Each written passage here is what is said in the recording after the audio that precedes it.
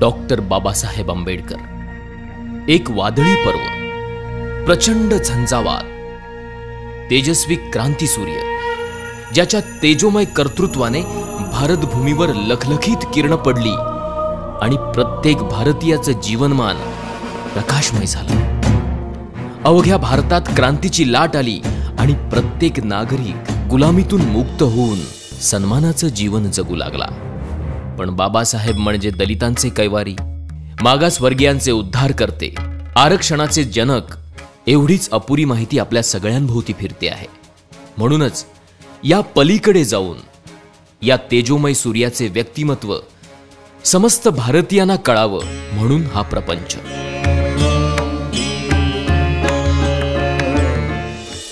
एकविसाव्या शतकातील सगळ्यात विद्वान व्यक्तिमत्व म्हणून कोलंबिया विद्यापीठाने डॉक्टर बाबासाहेब आंबेडकरांना गौरविलं।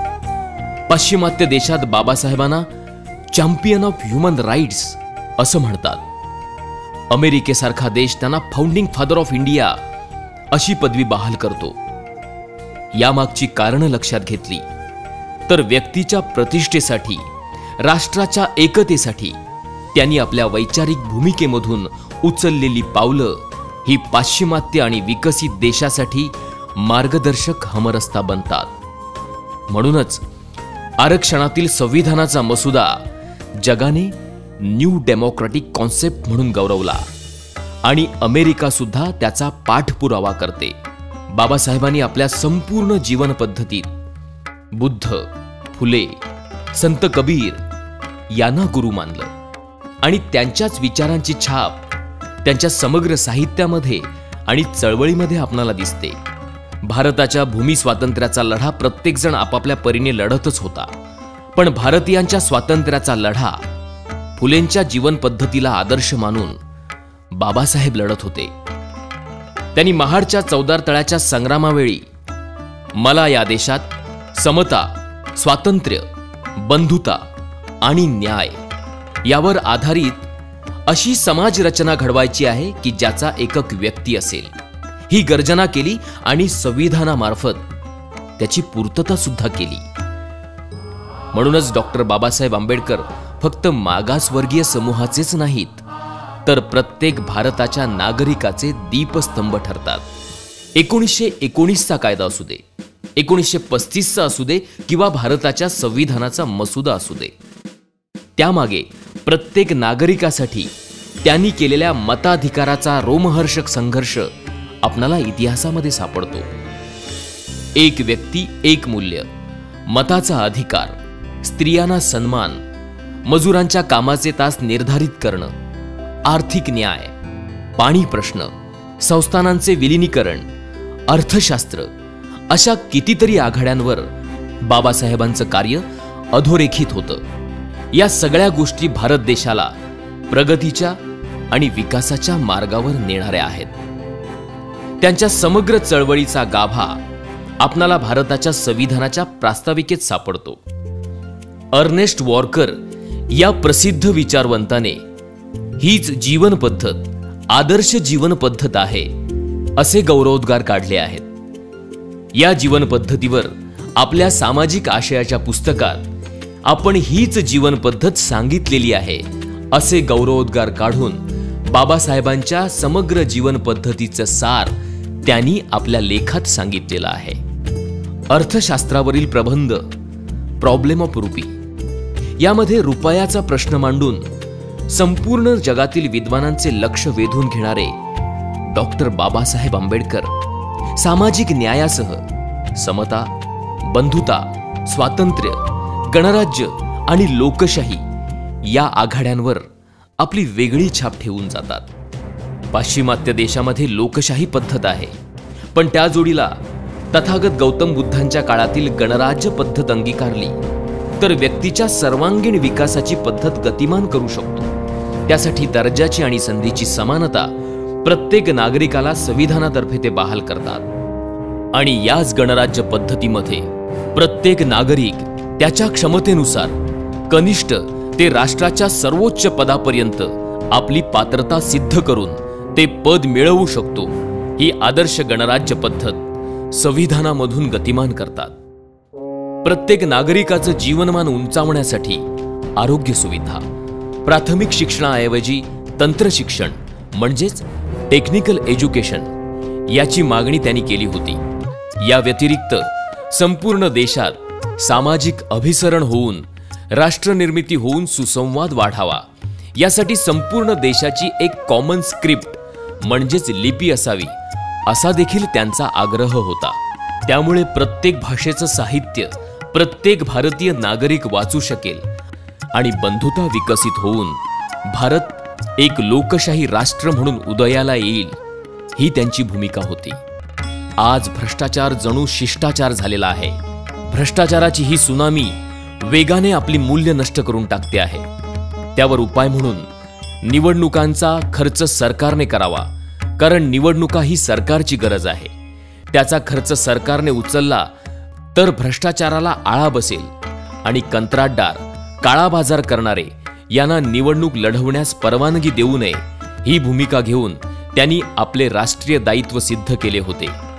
प्रांतिक, धार्मिक, सांस्कृतिक अस्मितेच्या पलीकडे जाऊन राष्ट्रनिष्ठेला ठेच पोहोचवणाऱ्या या गोष्टींपेक्षा मी प्रथम भारतीय आहे आणि अंततः भारतीयच राहीन ही भूमिका सगळ्या भारतीय नागरिकांनी घ्यावी, तरच आपण ताकदवान राष्ट्र बनू शकतो याची ग्वाही देऊन राष्ट्रप्रेमाचा जाज्वल्य दाखला त्यांनी दिला होता. या व्यतिरिक्त कामगारांना मिळणाऱ्या प्राथमिक सुविधा, रोजगार बदली, कामगार राज्य विमा, कामाचे तास निर्धारित करणं, कामगारांना हक्कासाठी न्यायासाठी संघटनेची मान्यता, महागाई भत्ता, पगारी सुट्ट्या, आरोग्य विमा, कायदेशीर संप अधिकार, भविष्य निर्वाह निधी म्हणजेच प्रॉव्हिडंट फंड, कामगार कल्याण निधी, भारतीय सांख्यिकी कायदा, शेतकरी धोरण, जमीन धोरण, मध्यवर्ती विद्युत तांत्रिक समिती, हिराकूड धरण, दामोदर खोरे प्रकल्प, नद्या जोडणी प्रकल्प, भाकरा नानगल धरण, भारतीय रिझर्व्ह बँक, राज्य विभागणी आयोग, याशिवाय महिलांसाठी मालमत्तेचा अधिकार, घटस्फोटाचा अधिकार, प्रसूती पगारी रजा, महिला कामगार संरक्षण कायदा, हिंदू कोड बिल, वडिलांच्या संपत्तीमध्ये मुलांसोबत मुलींना सुद्धा समान अधिकार, अशा वेगवेगळ्या स्तरांवर बाबासाहेबांचे कार्य मार्गदर्शक ठरते आणि काळाच्याही पुढील द्रष्टा नेता ही बिरुदावली त्यांना सन्मानित करणारी ठरते. राजेशाही संपली, सरंजामशाही लोकशाहीने उद्ध्वस्त केली, घराणेशाहीला आंबेडकरवादाने आणि लोकशाहीने सुरुंग लावला. आता लोकशाही समोर आवासून उभी आहे ती भांडवलशाही. यावर जगाला फक्त अर्थशास्त्रज्ञ बाबासाहेबांची भूमिका आणि नीतीच तारू शकते. त्यासाठी मिनिमम प्रॉफिट ऍक्ट हा कायदा लागू करा ही भूमिका सरकारने घ्यावी अशी सूचना बाबासाहेबांनी सरकारला दिली होती.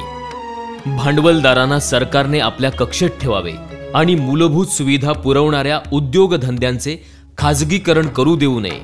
भांडवलदारांचा नफा कायदा निर्धारित करण्यात यावा ही भूमिका घेऊन बाबासाहेबांनी भारतासह जगातल्या प्रत्येक लोकशाही सरकारला प्रगतीचा मार्ग दाखवला होता. गरज आहे ती त्यांच्या आर्थिक न्यायाचा रस्ता पकडण्याची. आपणाला आर्थिक समानता माहिती आहे, विषमता माहिती आहे, पण व्यक्तीच्या क्षमतेनुसार त्याच्या राजकीय न्यायासोबत आर्थिक आणि सामाजिक न्याय हा महत्वाचा निर्देश संविधान सभेच्या भाषणाच्या प्रसंगी ते करतात. 26 जानेवारी 1950 We are enter in contradiction life. Politically we will have equality and socially and economically we will have not equality. We must remove this contradiction as early as possible. Either those who suffer from inequality will blow up the structure of political democracy which this assembly so laboriously built up. याचाच अर्थ 26 जानेवारी 1950 रोजी आपण एका विसंगतीपूर्ण जीवनामध्ये प्रवेश करणार आहोत. राजकारणामध्ये समानता असेल पण सामाजिक आणि आर्थिक जीवनामध्ये विषमता असेल. हा भेद शक्य तितक्या लवकरात लवकर आपणाला मिटवावा लागेल, नाहीतर असमानतेचे बळी ठरणारे लोक हा राजकीय लोकशाहीचा डोलारा उद्ध्वस्त केल्याशिवाय राहणार नाहीत ही त्यांची पूर्वसूचना तंतोतंत खरी वाटते की काय, अशी परिस्थिती आज निर्माण होताना दिसत आहे. 14 ऑक्टोबर 1956 रोजी ते याच मातीत रुजलेल्या, वाढलेल्या, जगाला आदर्श ठरलेल्या बुद्ध धम्माची दीक्षा घेतात आणि आपणाला विश्वबंधुत्वाशी जोडतात. बुद्ध धम्माने तुमचं, देशाचं आणि जगाचं कल्याण होणार आहे ही जबाबदारी ते आपणाला सांगतात आणि आपण केलेली ध्येय योजना पूर्णत्वाला नेतात. मैत्रीच्या, बंधुतेच्या निर्मळ प्रवाहात आपणाला बाबासाहेबांनी आणून ठेवलं आहे. केवळ जात, धर्म, वर्ग, मागासवर्गीय या पलीकडे जाऊन आदर्श मूल्यांची रुजवात करून जगाला आदर्श ठरेल असा आंबेडकरवाद बाबासाहेबांच्या अथक संघर्षातून निर्माण झालाय आणि त्याच विचारांच्या पालखीचे भोई आहोत आपण. आयुष्याच्या संध्याकाळी बुद्ध धम्म, संविधान आणि गणराज्य म्हणजेच रिपब्लिक ही 3 रत्न आपल्या हाती देऊन आपणासमोर लोकशाही राष्ट्र उभारणीचं दायित्व ते ठेवतात. गरज आहे ती न कळलेले बाबासाहेब समजून घेण्याची, क्षितिजा पलीकडची त्यांची दृष्टी अभ्यासण्याची आणि या रत्नाची पारख करणारे रत्नपारखी होण्याची. तरच झाडापेक्षा मुळांनी खोलवर गेलेले बाबासाहेब आपणाला समजतील आणि त्यांच्या विचारांच्या छायेत प्रत्येक नागरिक विसावतील. जय भारत.